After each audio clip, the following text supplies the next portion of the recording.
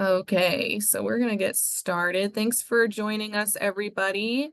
Welcome to the Pipelines and Pathways Career Building 101 Workshop Series. My name is Melissa Hanna, and I work as a community outreach specialist in marketing for Pipelines and Pathways. As some of you are already aware, Pipelines helps members of the community find jobs at UVA or with one of our external partners. We assist with resume writing, interviewing prep, and host training workshops like this one. If you'd like to learn more about us, I'm going to be putting in the chats our social media pages, our website, and our email, so you can reach out to us for assistance or any questions that you have during the workshop or after the workshop.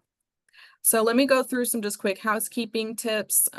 So this is meant to be more interactive during this presentation. So if you're able to have your cameras on, that'd be really great so we can see faces.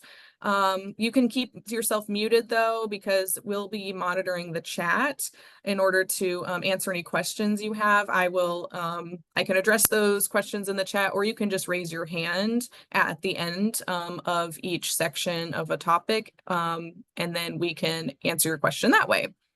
So with me today is Jacquie Washington, who will be presenting on the topic of interview success, as well as other key topics in the hiring process. Jacquie has served as a Staff Sergeant E6 in the United States Army Military Intelligence Unit for 13 years. After obtaining her degree in teaching, she's also worked with the school system of Louisa County as a VIP substitute. She came to a crossroads in choosing working for the Virginia Employment Commission or teaching, and decided to continue working in career services. Now she helps veterans find employment through her connections and expertise. So with that, I'll let Jacquie begin, and I'm going to go ahead and share my screen so you guys can see our presentation.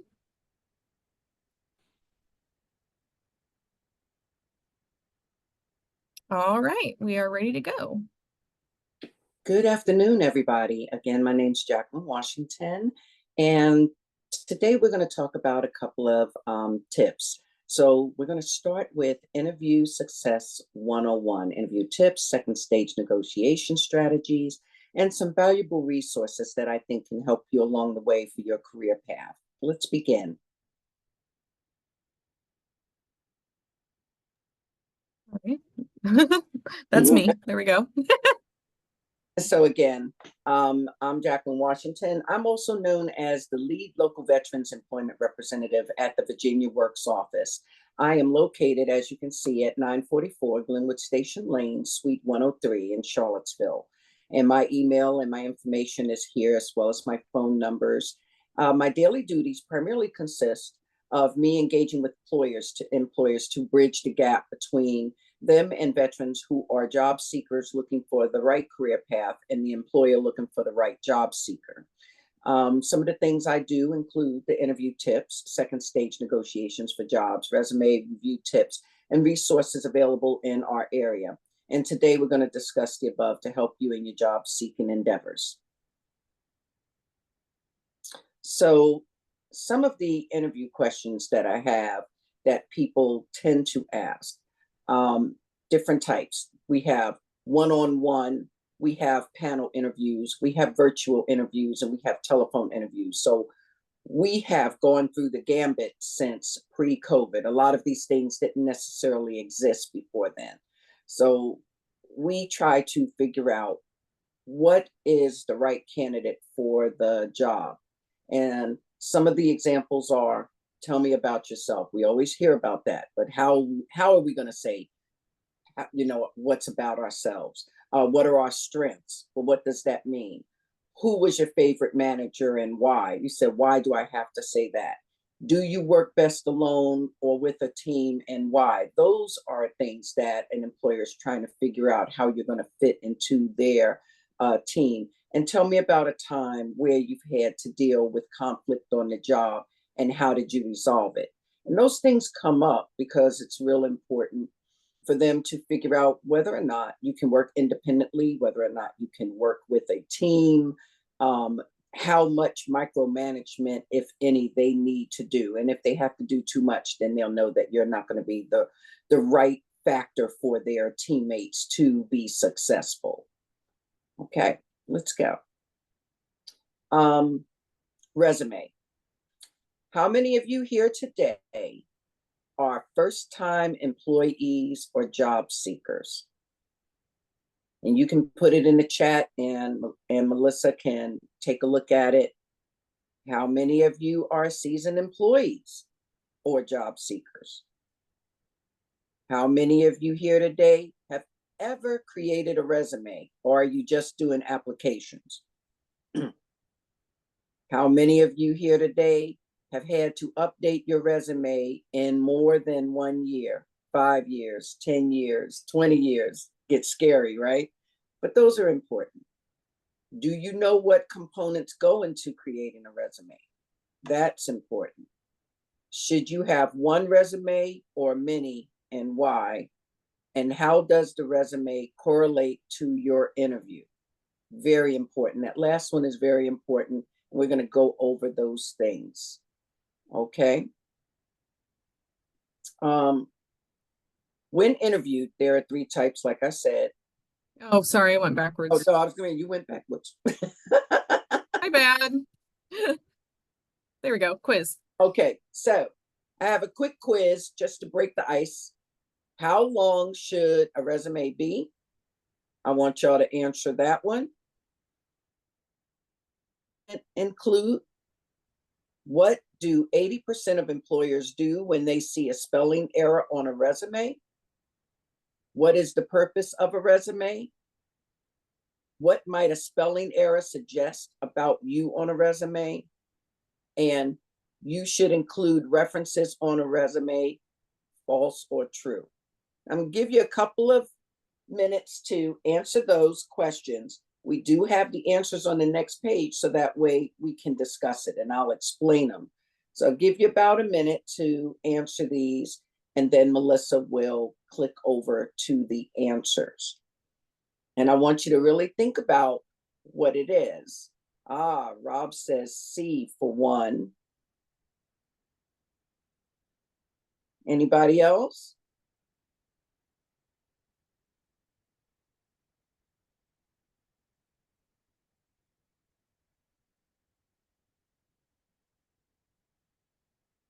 Give you about 30 more seconds and then we'll click over.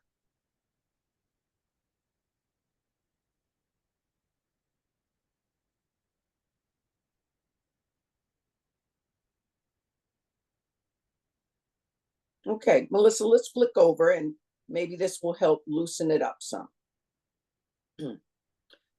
So the answers are in bold letters. So how long should a resume be? This is strictly for civilian resumes, and it says 1 page. Okay. What should the objective statement include?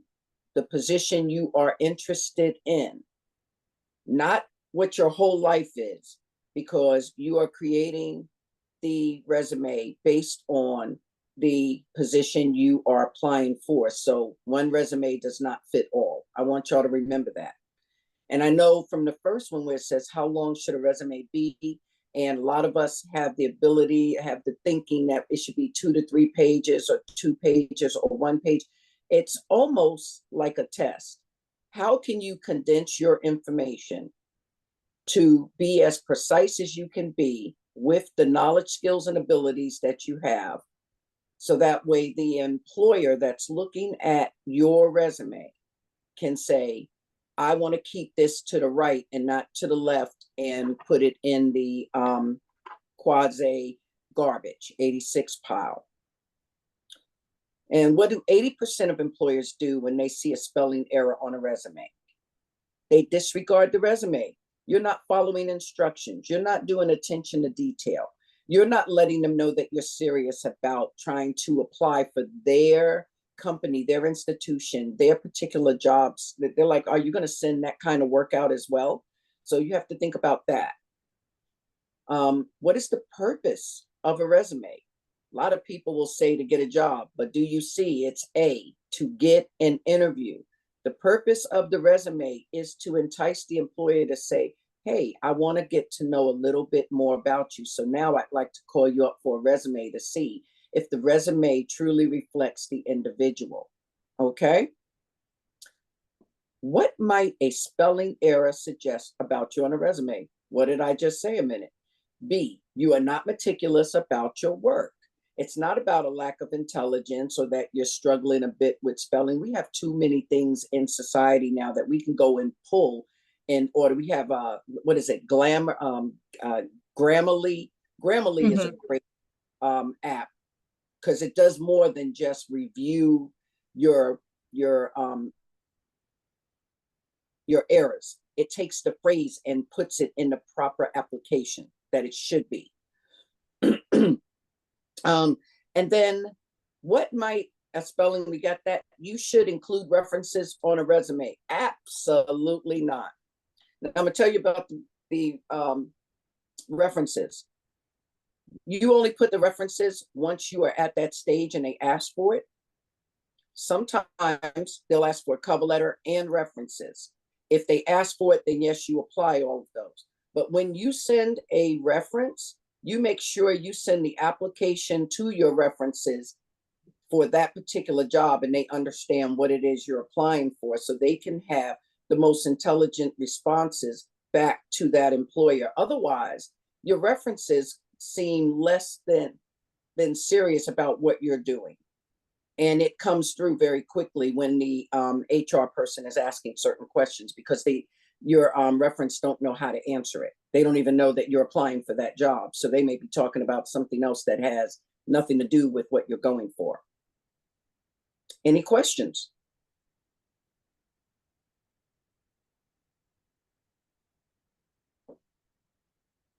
Okay. So like I said, does this make sense?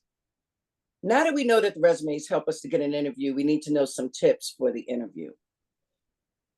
Research, research, research. Make sure you understand the company that you're going to apply for. See if it's going to work for you. As much as they're going to interview you, you're also interviewing the company. You're interviewing the team. You want to make sure, is there a high turnover rate and why? Okay.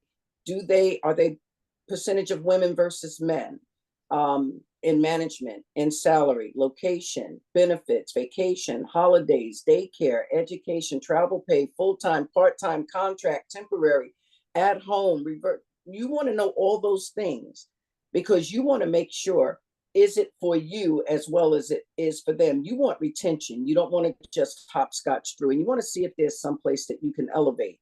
DEI, those are the magic words that we hear these days: diversity, equity, and inclusion. You know, we have a range of human beings here these days.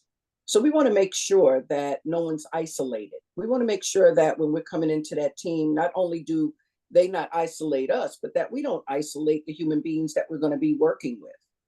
Okay, respect goes both ways.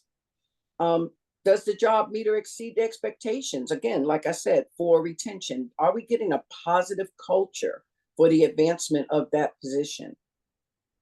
And is there a career pathway? When you're asking questions and that final question comes up at the end, you want to ask some of these things. You want to find out, what is their onboarding process? Is there a tier system for success, or is that the job and that's it? Are you what's lovingly called pigeonholed into one job? Is there the opportunity for you to work outside of that to get it? Or are you just trying to get what's called a gap job until you're finding your career path? So understand what you're going for when you're going for the application. And it doesn't mean that you have to tell the employer that you're getting the gap job because, well, you might not get the job, but you do want to do the job well in order to, advance to what you're ultimately trying to get is towards your career path. Lifestyle, business casual, trades, healthcare. Well, depending on the type of job that you're going for in the interview, also helps understand what type of clothing you're going to present yourself with. If you're going to a tattoo parlor, yeah, you can be tatted up and have all your ensembles on your face and on your hands, and you're showcasing your art. But if you're going into corporate America, you may have to cover up some things, not because there's a prejudice, but because there's a policy and there's a difference. Okay.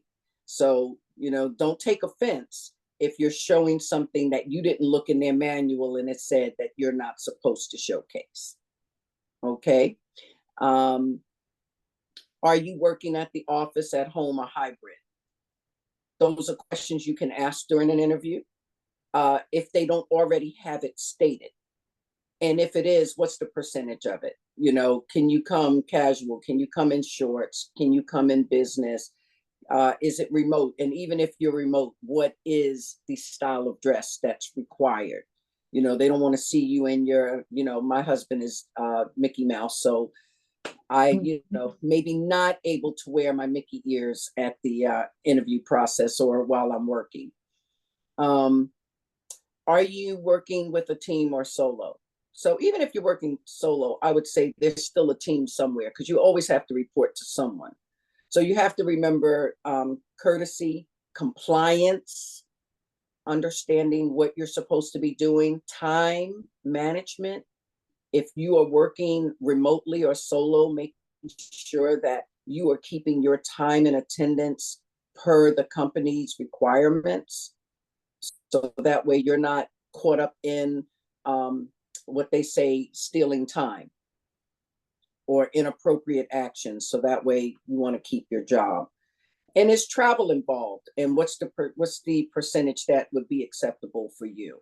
So if they say 10% and then you don't want to work more than 5%, or they have 50% of travel, and that within your household, have a way it's constructed, that's not going to be fruitful for you, then that might not be the job that you would be able to take. Or later on, talk about negotiations, how you could possibly negotiate different terms if they are really serious about having you. But those are things once you get to the marker of second stage, not the initial. You can't really ask for much at the initial. You're trying to find out if they want you and if you want them. Any questions? All about matching the fit, right? Am I right for you, or are you right for me? Yeah. I want to make sure that I'm going in right, but I don't want to go under false pretenses that I say yes to 50%, knowing I can only give you 10. Mm-hmm. Okay, so here's quick quiz number 2. And again, just like this, there's going to be answers on the second. You can answer these. Blank provides tangible evidence of your ability and skills. What would that be?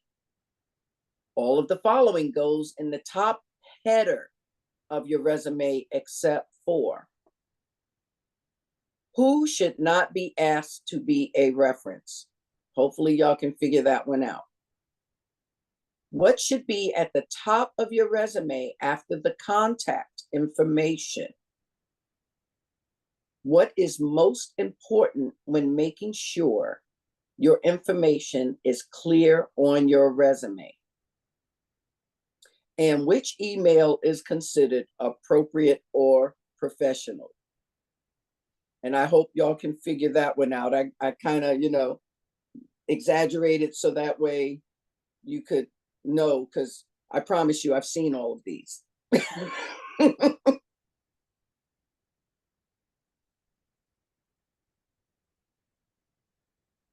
Okay, so let's give them the answers and let's see what they think about them.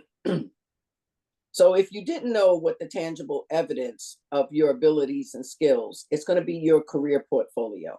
Okay, it's making sure that you are giving from the beginning to the end all your information in the right categories, making sure that you are explaining who you are. I know it says resume up there and cover letter and references, but your career portfolio is part of your resume. It's just explaining to them what it is from the end all the way to the top, making sure it's done in categorically and in historical answers. So most recent at the beginning and the least at the bottom. Okay. All of the following goes in the top header of your resume except for education. So again, when you're doing your top, you're going to have your name, your address. And when I say your address, it's just your city and state. don't put your whole address down there unless you're doing a federal resume. Today, we can go all the way down to your GIS and look at your blade of grass, and you might they might have some prejudice based on your address, believe it or not. So to include that, if you're going for Charlottesville, put Charlottesville, Virginia.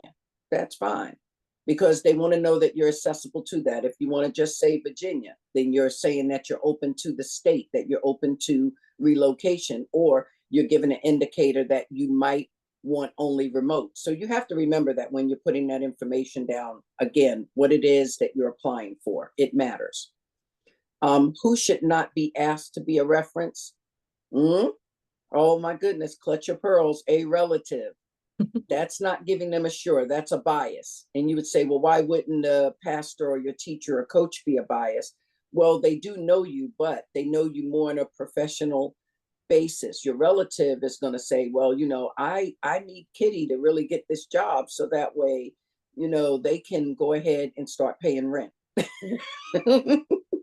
That's not telling them that your knowledge, skills, and abilities are going to be aligned with what they're looking for. So they want someone outside of that, some professional, to tell them why you should be the best thing since sliced cake. What should be at the top of your resume after the contact information? Your experience, like I stated. You want your experience to start telling them what's going on, and that's called your work experience. You want to break it down. Okay? What is the most important when making sure your information is clear on your resume? Proper formatting. I'm going to give you an example what I mean. Besides the artistic font, large font, and double space, there are rules, but the proper formatting.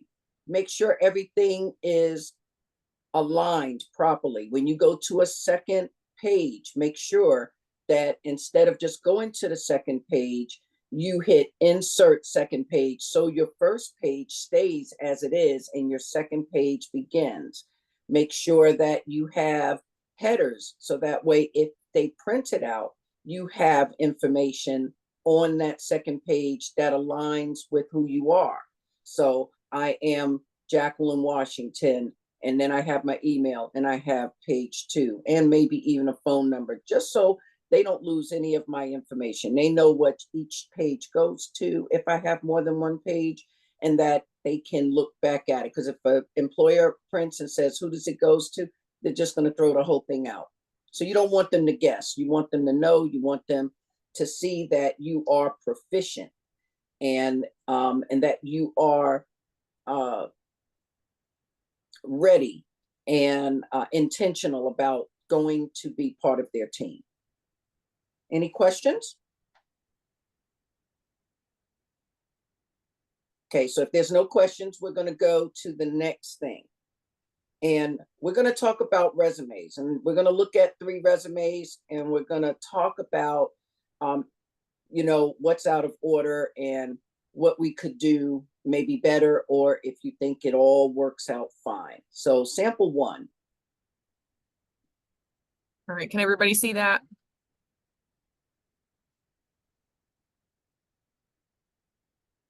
So in this one right here, as you can see, we have the person's name, we have just Virginia Beach, and we have the phone number. Then you see the email.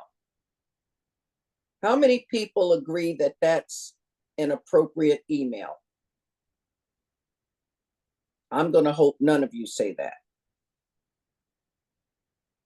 Cool cat, no matter how nice it looks, that's not telling somebody what it is. You should be very, very ultra conservative. She could have put A Carter at Gmail. She could have put Ashanti.Carter at Gmail. Those things matter. And then one thing that I don't have on here that I want y'all to think about, today's day, we use LinkedIn. So if you have a properly filled out LinkedIn account, you want to add your LinkedIn email to that. Okay, so it would have your regular email / your LinkedIn account email. The next thing is about the professional summary. the professional summary or the overall, what we used to call an objective. Don't put an objective. They don't want to see that anywhere anymore. That kind of dates you. So you want to put professional summary, or you want to put summary, or work summary, something to that. There's different formats that you can use. You can pull up those things and they'll let you know.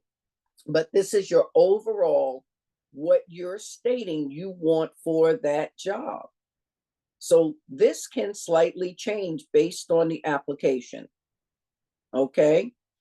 And she's letting us know that she's a detailed customer service professional, qualified in multitasking time-sensitive projects to establish client expectations. She's versed in operating within solo or collaborative environments, and she's comfortable engaging with all levels of patrons, and she's confident leader and problem solver. So what is she looking for? She's trying to be a customer service person. What is her job doing? She's telling us, okay? She's given us some of her core skills, her soft skills, which is leadership, critical thinking, active listening, employer relations, strategic planning. And then she's letting us know that she has some electronic skills, which is Microsoft Word and PowerPoint. And she could have put some other things there as well, but it's important to let them know how everything relates. Everything is relatable. And I think somewhere in here I'll have something about this, the STAR technique. But if not, I'll end up talking with you about it. So you'll see down here where you see most current 2021 to present, and she's a server. Then you look down, again, everything should be aligned, the months. So she has month, year, and then she has in the bold side on the left, she has where she worked and what she did underneath. And then again, bullets. Now, do you need that many bullets? Absolutely not. I'm going to tell you, you don't really need more than 5 bullets. Okay? You start putting too many bullets, they're like, you don't know how to properly communicate and tell me the most important things that's needed. Okay? Let's come down a little bit further. And so she has a second page. She's telling us some of the things that she's done. Again, she's staying aligned with month, year. And let's go all the way down. And we have education and accomplishments. So with here, she finished high school, but she didn't go to college. She had a trade school. So what she's doing is she's letting us know what school she did and how many hours thus far, because she did not complete it. If she had education and accomplishments that, let's say she just finished graduating from college, this education and accomplishments would actually go up top, because anything, and it would, yep, come back here. So right after core skills and abilities, you would put your education. Okay, so that way the employer can see what you've done immediately. They don't have to search. And then again, everything would align with what she's doing. So if she had some core skills from the trade school, that trade would be in there.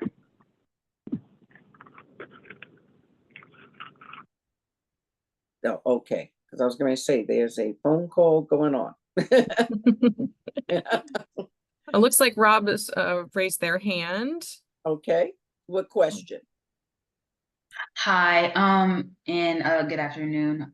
So my question is, when it comes to core skills and just listing off your core skills and everything, when does it become a little repetitive? Like, how many core skills should I list when, when it comes to listing my work experience?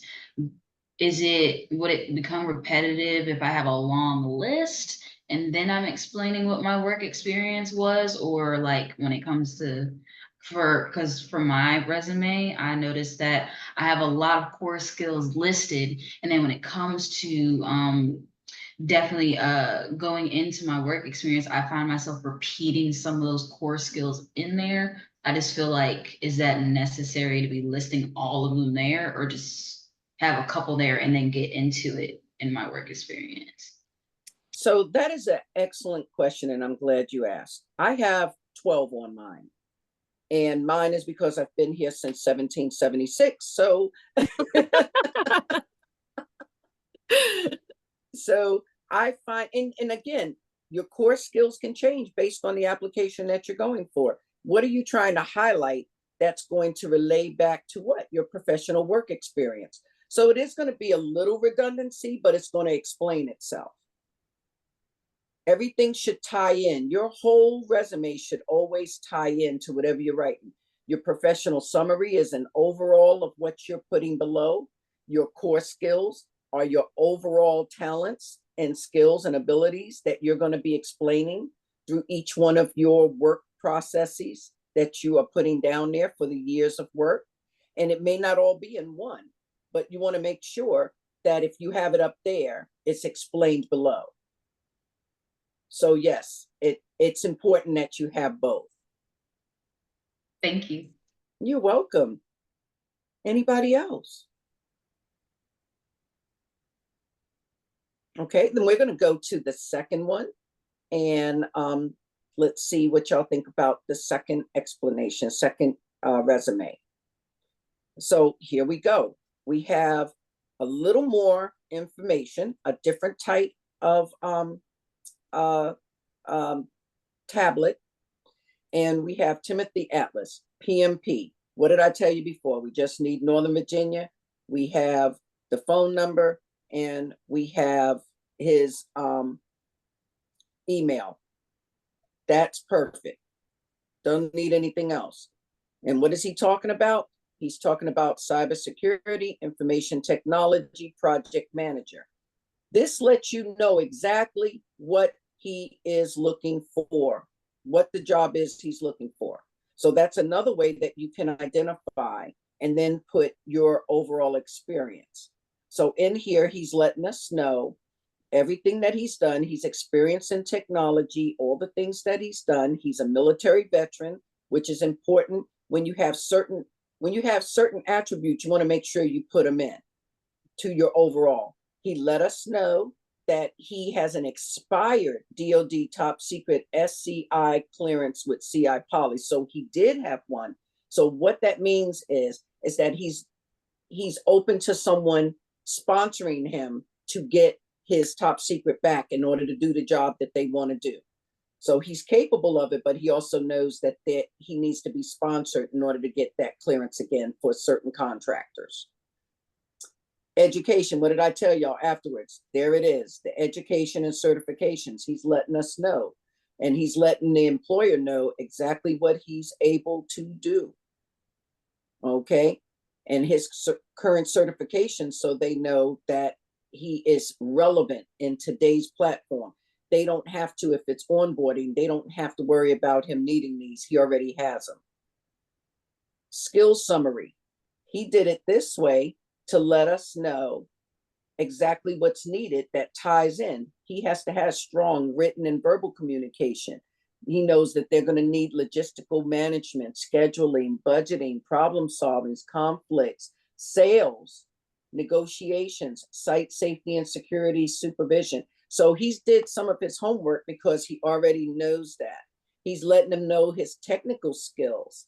So that way, if they're looking for things that go back to the current certifications, and then the cybersecurity tools, he's letting them know what he already has available to them. So this is another way that you can also present your skills, your soft skills area. Okay, it's not a one fit, one tablet or one tab. What am I trying to say? One format fits all. Thank you. I'm telling you, it's lunchtime, ladies and gentlemen. Okay. And then again, professional experience. He goes right into it. Now, here's the first one. He comes up, he lets us know this is what's going on. This is who and this is where for law enforcement. And then he gives us all of this, gives us to present. He gives us quite a few. He gives us, look here where it says, balancing multiple projects simultaneously and overseeing contracts ranging from $80K to $1.5 million. And then he lets us know in the next line, supervising site teams of 20 to 35 people, including technicians, integrators, architects, engineers, and electricians, while also managing multiple subcontractors and vendors. Now, I want to pause right there because I'm going to give you an acronym, and it's STAR. I know y'all have all heard about the SMART method, but the STAR method is also just as popular.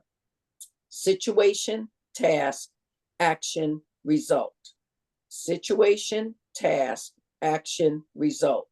What this particular person is doing is letting us know what the situation is, okay, what the task was by balancing multiple projects, what the action was, and what the result. They also let us know that they had supervisory experience, which is important. Don't bury the lead on that. Make sure that you can tie everything back to what it is, what the overall plan is. If you go back up, Melissa, to the top, it said cybersecurity, information technology, and project management. That person is looking to be a supervisor. Okay, so they're letting them know what's going on, what they're capable of doing. So again, I just want you to understand how they're tying everything back in. Go down a little bit. As you can see, police officer, just 3 bullets. Doesn't have to be 10 bullets per.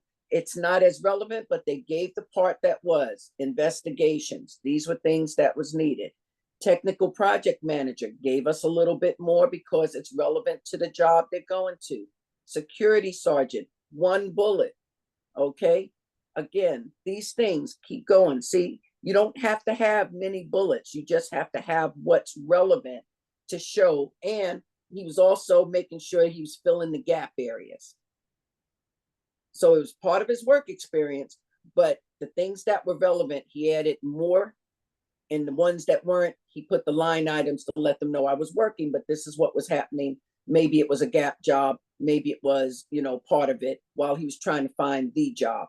And then at the end, he put his military experience to let them know again, because he said he was a veteran, and to tie in what was important while he was a veteran: information technology specialist and analyst. So he let us know all those things that was going on, and that's what was relevant. Remember, he already had the education up top, so it wasn't at the bottom. So this was good. Questions?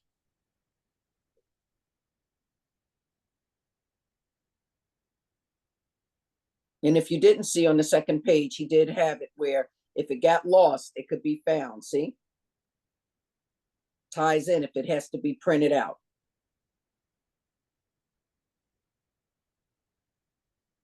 Okay, so no questions. We got one more.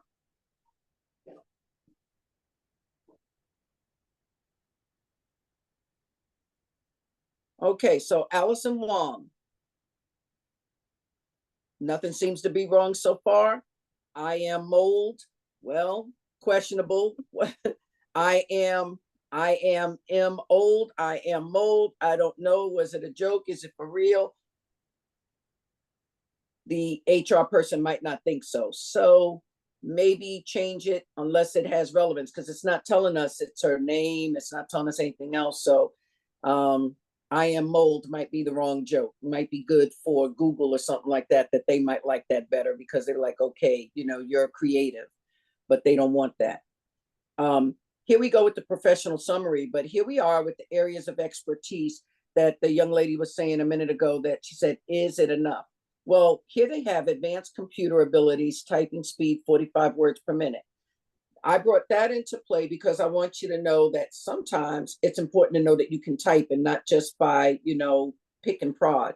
Some people want to know what your speed is, and you might actually be tested for it. Planning and organizing, logistics, things like that. Let's come down here to professional work experience and see how that changed a little bit. They have everything muffled to the left. Now, this isn't my favorite because I like things a left and then I like it to the right. And it keeps it from looking all clumped up. It doesn't mean that this is wrong. It's just a different template I don't necessarily promote, but it doesn't mean that it's bad. It just means that they use this and they're hoping that this particular platform for the HR person will work. But they have all the notes that's accurate in here. They have the job, they have the dates, and they have what they did. Okay, so they put what they did first, and then they put where they did it second, if you notice. Okay, and that's okay because they're trying to highlight what they did. Keep going. Again, she gave page 2. She just made it simple. Her name, page 2. So that way, if it did get printed, it wouldn't get taken away. And again, what she did, who she did, not a lot of bullets. Okay, hopefully they're relevant. Again, so down here, responsible for 13 military personnel and 5 residents while holding position of department head. So she's letting us know that department head, yes, she was, and this is what she did and how many if you even supervise one person, you should put it down. You should let people know that you have management experience, even if you're not going for management, because that lets them know that that's one more tier of experience that you have if they need you on that team. Education and certifications. She's letting us know what it is. She did 52 weeks of orthotics course. She's nationally board certified, and her internship was in El Paso. So all of that's good. She could have it here. She could have had it up at the top. But because she has a very short resume, it was fine down here because it's still relevant, and she didn't inundate us with postulating all that she probably did. She just gave some key notes. And the last part, you see where it says department head, shared administrative responsibility for annual budget of over $1 million while maintaining position of chief of services, surgical instruments. That's important. She told us she was in management. She told us what she covered, what the results are. Okay, you have to have quantitative results. That STAR method, it will always be important. You must always be able to relay back why. And when you're talking about it, when they say, tell me a little bit about yourself, and you're going to review back to your resume, when you start here at the bottom and you say, you know, I began as department head of Army orthopedics and rehabilitation, each time she makes that statement, she's going to revert back to the application that she's going for. How will that result in a positive team effort for what she's trying to do? How will she be a part of that puzzle to help them bring her on board? So when you're talking as if you have the job, how it's going to relate to them positively. Your job is to showcase your resume. Okay. All right. So those are the 3. Are there any questions about any of those 3 resumes? And there's no question that's stupid to me. The only one is the one that you don't ask. I'm former military, and that's the question we always state. That's how we always answer it. Because if you see, you know, Claymore Mine face this way, it's because somebody did.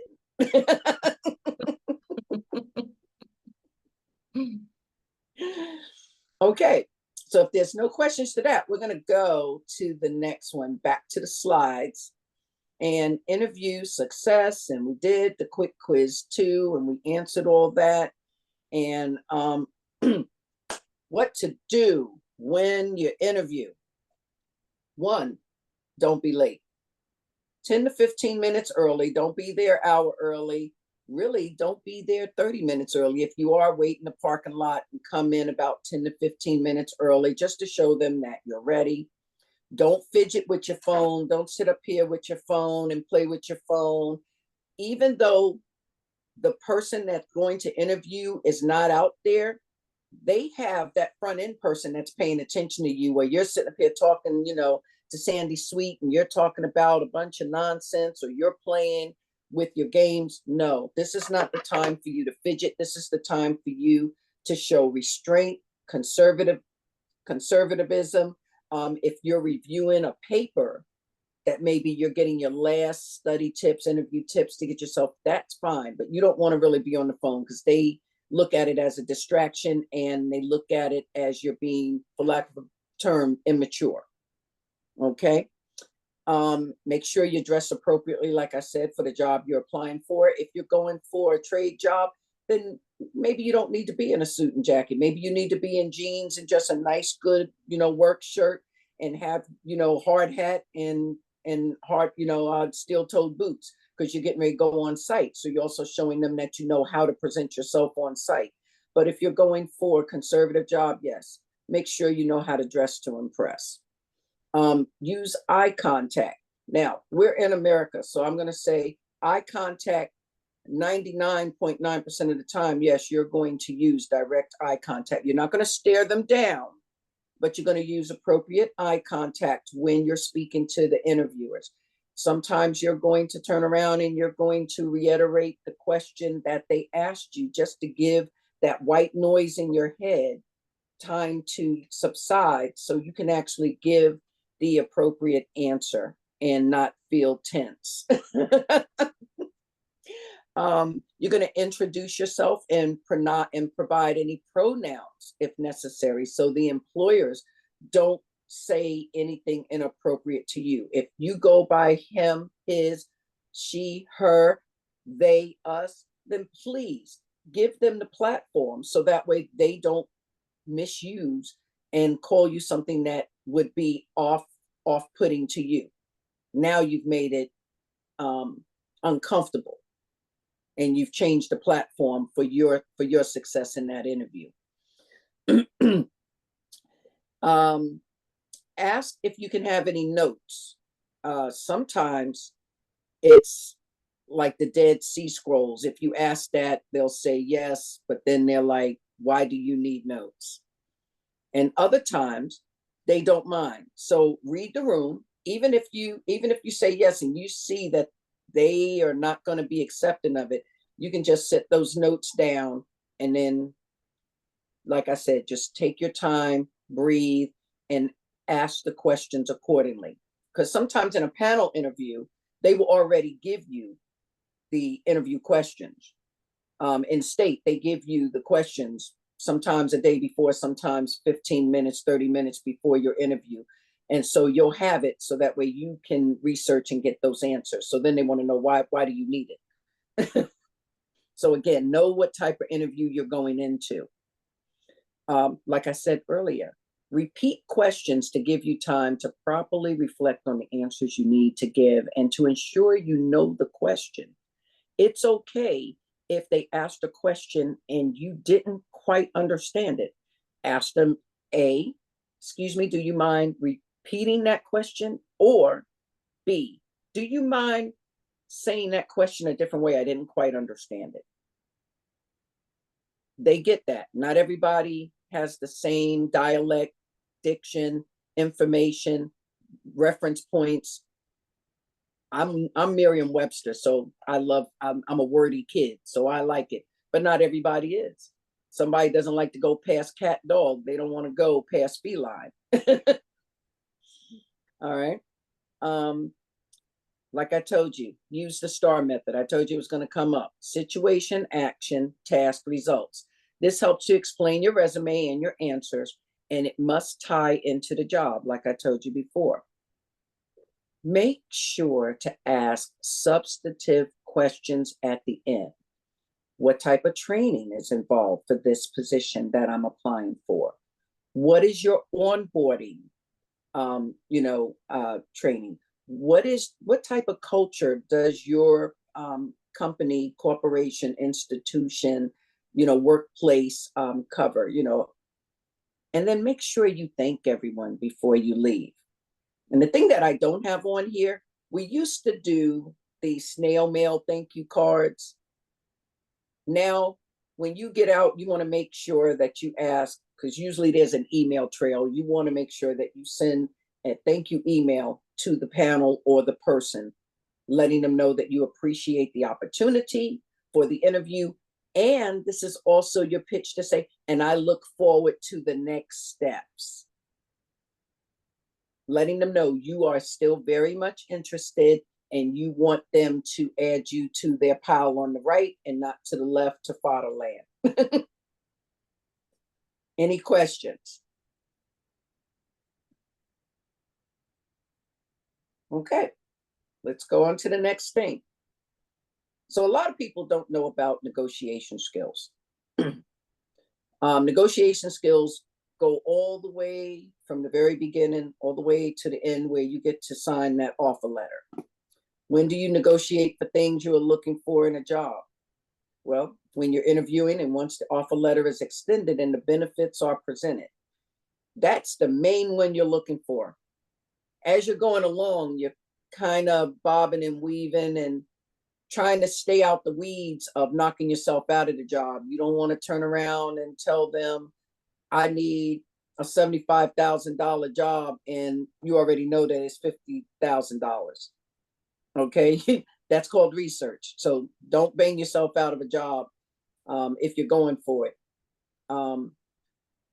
Why is it important to develop negotiating skills? Well, you're resolving conflict.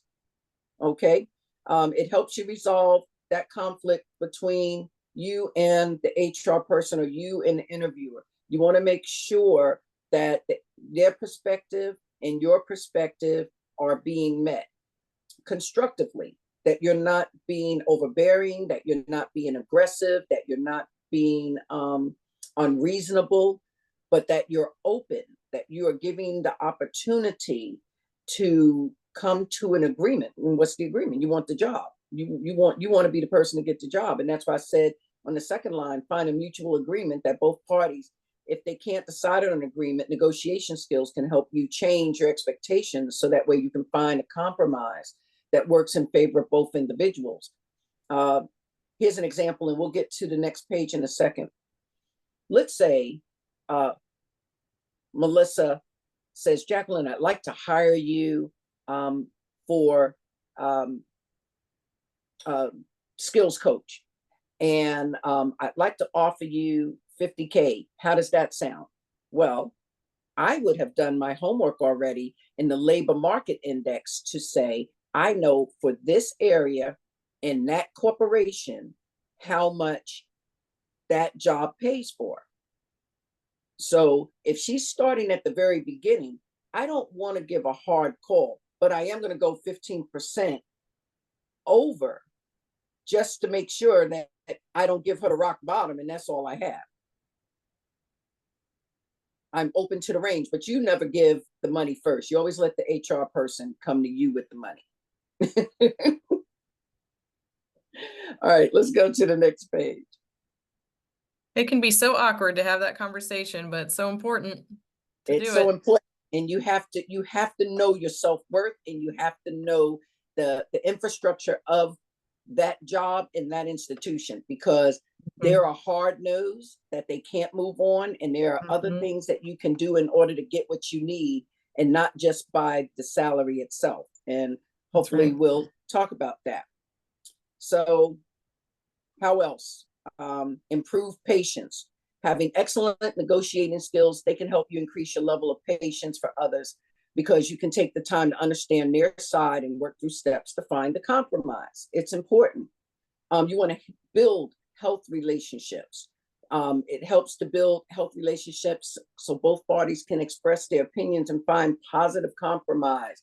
You want to use it to feel more open to communicate your ideas and feelings with each other. You just don't want to be stiff and say, no, I need it now. Don't walk into a job with desperation. You may be desperate, but I tell you, I do this on a daily basis. Do not let desperation walk in the door first. They can see it, they can smell it, and therefore they have the advantage. They can either just negate you altogether, or they're going to lowball you because you need it. And so you have lost your advantage of actually showing your self-worth. And that comes into the future conflict. Negotiating skills may help you avoid future conflicts. Like, you know, it's kind of like you're sabotaging yourself. Don't self-sabotage. Okay, the potential issues and solve problems to using compromise. Well, let's go to the next one. So I chose this particular negotiation, which is negotiating your salary with tips and examples, because a lot of people don't know that, like I said, when you come out of the weeds and you're finally starting to get serious with the employer, which many times happens at the second interview, that's when they start asking more pointed questions, because they're like, they've weeded out 50, now they have 5, and now they want to figure out should you be part of the top 1 or 2, or the top 1 that they can take to their president or their senior HR and say, I think this is the one. So this is where you're setting your bottom line and target salary. And like I told you, I said you want to use the labor market index. And if y'all don't know where to look for the labor market index, where I work at Virginia Works, we have on the www.vawc.virginia.gov, when you go on there, they have the labor market index. You can even search it, LMI, and it has it on the dashboard. And you can pull up HR, whatever your job you're looking for, and then you can pull up the city and state, and you can look up and see what it is. You can look up sometimes the place of work, and it can tell you their table of what their range of what they work for. So it's important for you to know that. And the bottom line about the target salary is, like I said, is there growth potential, or are you being pigeonholed? Your years of experience, your education level. These days, both of those things are merged. Years of experience and education level, they're merged. But you need to know how to properly illustrate that. Okay, and again, tie it back in, the STAR method. Just remember the STAR method. Everything has to be tied in. Your relevant hard skills. Remember, I showed you on the second resume example how he brought everything in. He tied it in to his hard skills. The accomplishments showed clearly in number 3, because it showed at the bottom, you know, she's board certified. So those things like that. Professional certificates, those were on all 3 to let you know. There were hours at the beginning of the first one for the trades. Second one showed us where they had Intel experience in the military. And the third one showed us board certifications. Decide how low you'll go. Again, decide an attractive but fair salary for the role, keeping that number to yourself for now until you get to the serious digits when they're really asking you about it. Okay. In early interviews, like I said, what did I tell you? Let the employers bring up the money salary. Don't you do it. They'll be like, oh, that's all you're here for is the money. You're not here for the job. Okay. If they think that you want pay more than position, you're out before you're in. Because they're looking for a person that's going to be part of the team, not part of the first and the 16.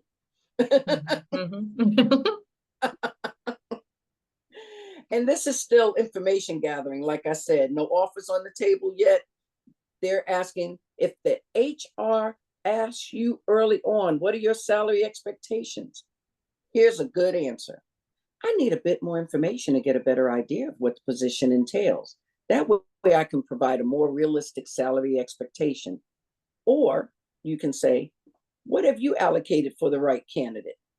Then they have to come back and tell you what their numbers are, but you've not given them any numbers. Or you can say, I'm still evaluating my expectation. What is the range for this position? Give it always give it back to the HR. So that way, and they'll say, oh, you're savvy. Okay, I got you. I wanted to get you, but you got me. So now you're not telling them where you fall into range.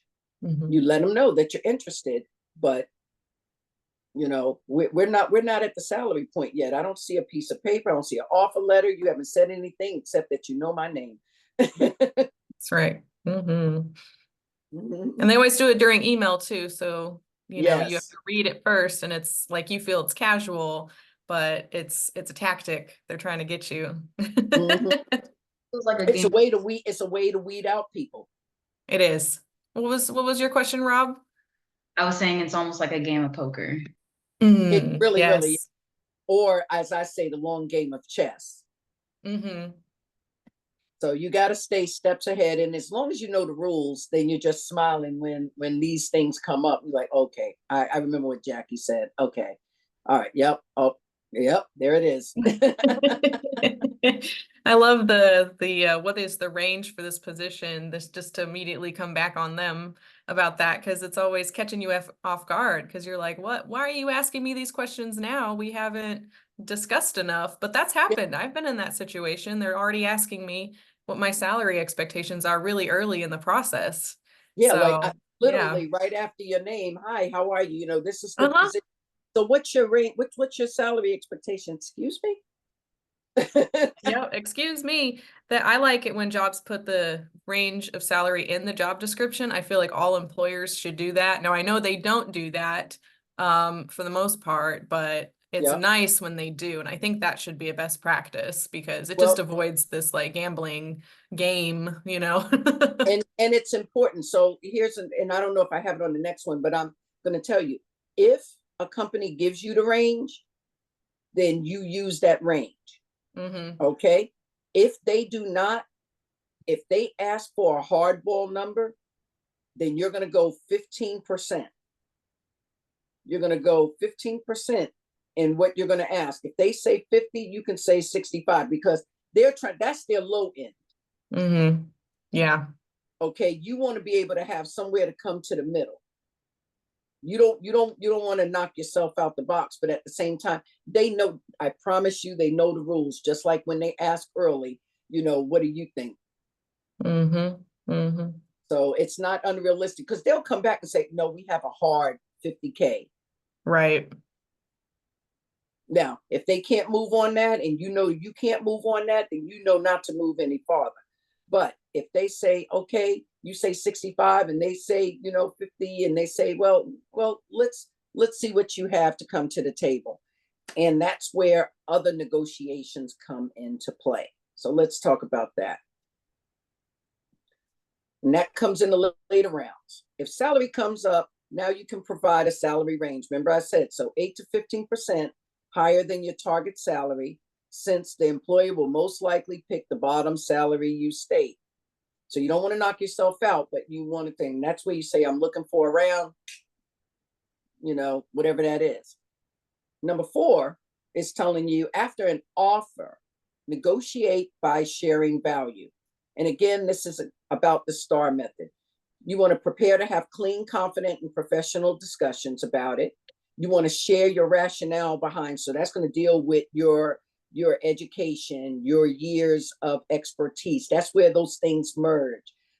Maybe, you don't need health care and that's going to cost them money, but you can bring that into your salary. Like, no, I already have, like, I'm military, so I don't need their health care. So by the way, I have this over here from the military, so I don't need that. So maybe you can fold that into my salary in order to meet the expectations.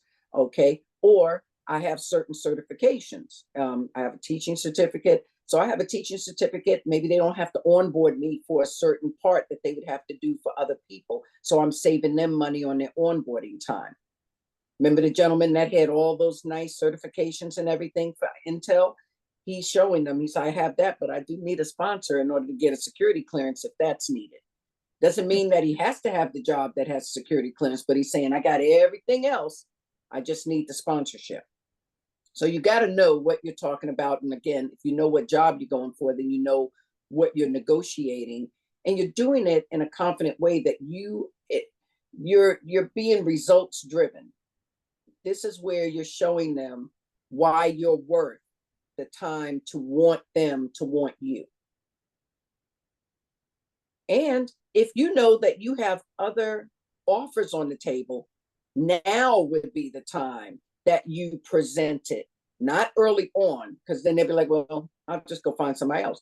But later on, this is when you say, well, I'm very interested. I just want to let you know I have some other companies that have me up for some positions as well. I just wanted to do a courtesy for you so that way I can make sure that I am picking the right position, but I am very interested in your position. Now you make them a little hungry.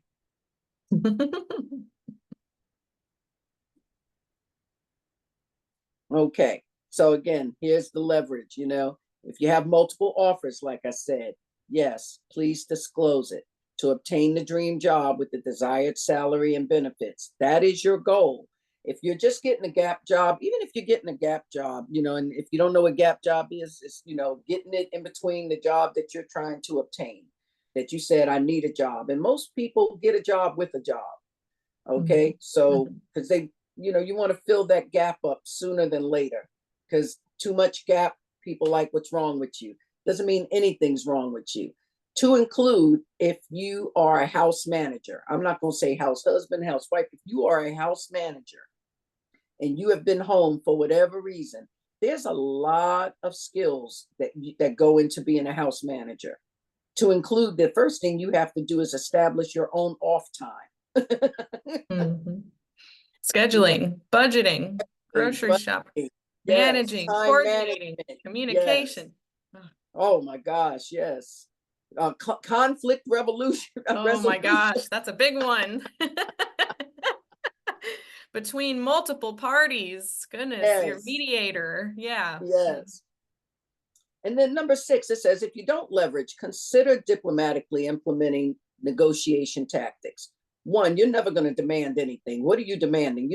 They're offering, you're trying to get the offer. You want to suggest, you want to request, or you want to ask to explore other options in order to try to make this package the best for you that's also going to meet their needs.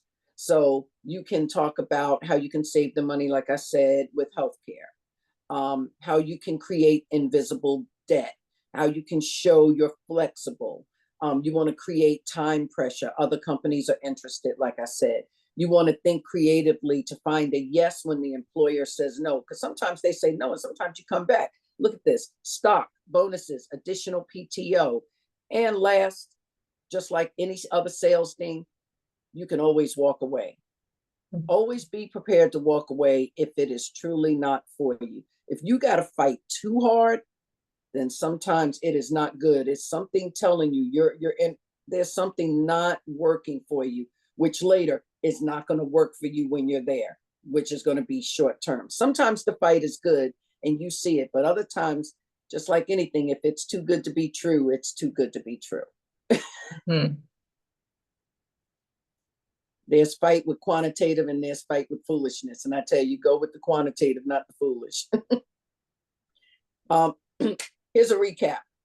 Set your bottom line and your target salary. When, of course, is later, second stage, and final with offer letters. 2, in early interviews, stay general about your salary expectations and don't you bring it up. Let the HR person bring it up always. In later rounds, get more specific because you know what you have. Whoops. Sorry. And offer, after an offer, begin your negotiations and back up with your value. Again, you know what your knowledge, skills, and abilities are. You know whether or not you have certifications, if you have, degrees. You want to bring all that into play. That's how you're going to say, I'm the best manager for this. This is how I'm able to, provide you leverage on some of the things that maybe I can save you money further down the road. And you want to use leverage if you have other job opportunities available. And if you don't have leverage, lean into other negotiation tactics. Just let them know what your worth is. That you're coming into this wide-eyed, bushy-tailed, but able to do the job. That they are not going to have to micromanage you. Your knowledge, skills, and abilities is going to bring teamwork and not isolation. You're going to bring that DEI that they're looking for, that diversity, equity, and inclusion into the workforce. And you're going to look for new ideas. You're going to be that new idea for them that's going to help them get to the next leap or the next quarter and the next, pay cap for their results-driven process. How are you going to help them make money, save money, get promotions, all of that? You want to be able to show that. And last, like I said, you can walk away if you've done everything right, but the company doesn't fit you, need you, or comply with you. Don't think that it's a failure. It's just you doing your homework and you're finding that it's not the right one, on to the next one. And it's good training. Always look at it as a good lesson. Any questions?